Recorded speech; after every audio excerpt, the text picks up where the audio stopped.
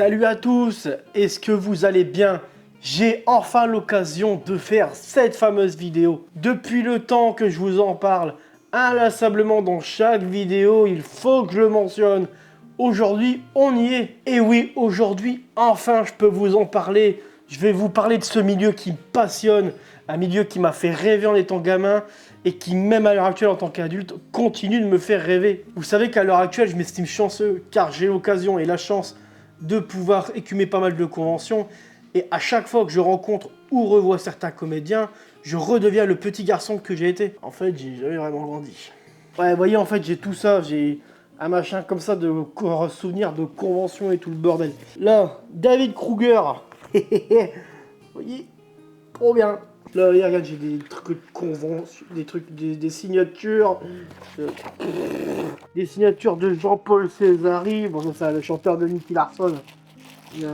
J'ai des dédicaces aussi d'équipe de Noob. J'ai aussi le chanteur de Pokémon. Et là, vous vous demandez, et pourquoi tu en parles que maintenant, depuis le temps que tu attends que ça? Je profite de la faire maintenant, car j'espère qu'elle aura un impact, aussi minime soit-il, car c'est une profession qui est sérieusement menacée, et je refuse qu'on perde ce patrimoine. Mais avant d'en venir au fait, le doublage, qu'est-ce que c'est? Eh bien, le doublage, en principe, c'est très simple. Il s'agit de prêter sa voix à un personnage de film, jeu vidéo, animé, et encore plein d'autres supports. Alors, dit comme ça, effectivement, ça a l'air facile, hein.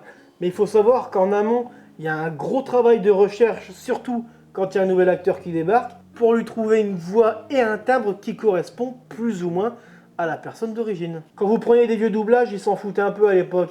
Elle ne savait pas que c'était moi qui avais fait assassiner son papa. Maintenant, ça se passe plus ou moins comme je viens de vous le décrire. Vous prenez exemple avec Margot Robbie, c'est Dorothée Pousseau qui la double, et c'est plus ou moins, elles ont plus ou moins la même voix un peu cassée, on va dire. Et ensuite, ce qui est important, c'est d'avoir une bonne diction. Bon bah c'est mort pour moi, hein, vu qu'une fois sur deux, je bouffe mes mots. On peut aussi faire de la post-synchro, qui consiste à réenregistrer l'audio quand il y a eu un ratage lors d'une prise de vue. Alors, si c'est pas clair, je vais essayer de vous le réexpliquer. Alors, pour faire simple, imaginez un plateau de tournage, avec tout le matériel, les acteurs, les figurants qu'ils ont derrière, la post-prod et tout ça. Et imaginez qu'il y a un bruit mais qu'on n'entende pas dans le feu de l'action. On va s'en rendre compte à la post-prod, ça va poser problème. Donc ce que nous allons faire, c'est supprimer l'audio, demander aux acteurs de revenir pour réenregistrer sur leur prise.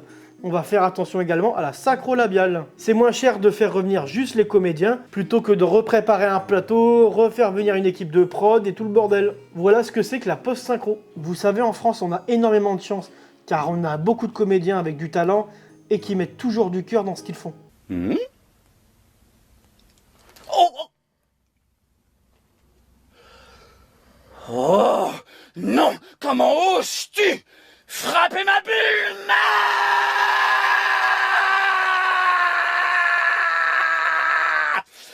Tu vas me le payer!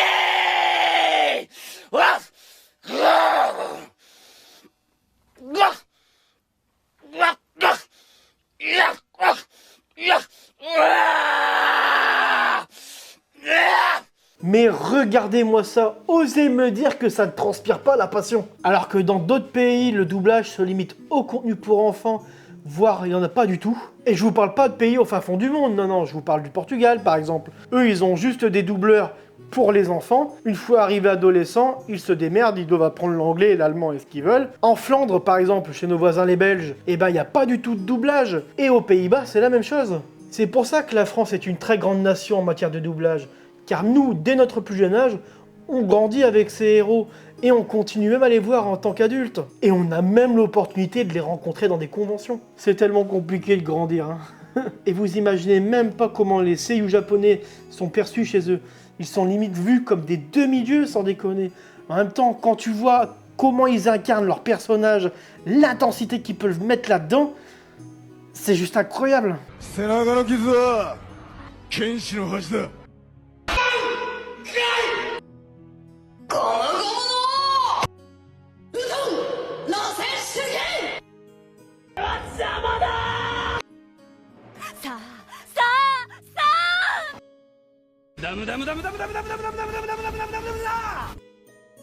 J'avoue, je plaide coupable, je préfère regarder les animés en version originale. Malheureusement en France, les délais sont très courts concernant l'animation. Donc les comédiens, ils n'ont pas forcément le temps de peaufiner leur interprétation. Et parfois même, dû à ce délai, on choisit pas les personnes les plus adaptées pour une certaine interprétation. Ce n'est que mon avis pour ça, on se calme. Je vais pas donner d'exemple car mon but c'est pas de critiquer parce que je ferais ça dans pas mieux, mais quand tu choisis une personne de 40 ans pour doubler un ado de 14 ans, tu entends quand même la différence. À la limite, si tu intègres que l'ado fume 2 paquets de gitane par jour, peut-être que ça peut passer. On en vient au fait de pourquoi la vidéo ne sort que maintenant et pourquoi elle existe. Car comme je vous le disais, la profession est menacée. Si vous n'avez pas suivi toute l'histoire, sachez que certaines prods veulent retirer les comédiens et les remplacer par de l'IA. Car le but dans tout ça, c'est d'économiser et d'engranger plus d'argent. Car tu vas plus vite à produire des œuvres et tu peux en produire plus. Mais l'État semble en avoir rien à foutre et il refuse de créer des lois pour réguler cette utilisation. Mais il faut savoir que ce n'est pas seulement les comédiens qui sont menacés, c'est des milliers de professions, que ce soit des monteurs, des cadreurs, des musiciens, des graphistes par exemple. Donc vous voyez, il faut bien se rendre compte que c'est pas juste une profession qui est en danger. Non, non, c'est toute l'industrie du divertissement en France qui l'est. Et pas qu'en France d'ailleurs. Donc vous imaginez bien que c'est des milliers de personnes qui peuvent se retrouver au chômage. Pour ma part, je pense qu'il faut évoluer avec son temps. Donc effectivement, on peut utiliser l'IA, ce serait dommage de s'en passer, car c'est un formidable outil, mais il faut réguler l'utilisation, et il ne faut surtout pas, et en aucun cas, remplacer un être humain. Et pour ma part, je trouve ça inadmissible, et ça devrait même être interdit, c'est d'utiliser la voix de certains artistes défunts. Je pense que le souci vient surtout des prods, car le but c'est toujours de faire de la thune sur le dos des autres, et d'en profiter bien entendu au maximum. Et vous, qu'est-ce que vous en pensez de tout ça ? On a eu la chance de grandir avec certains artistes, ils nous ont fait pleurer, ils nous ont fait rire, ils nous ont fait ressentir de l'empathie pour certains de leurs personnages.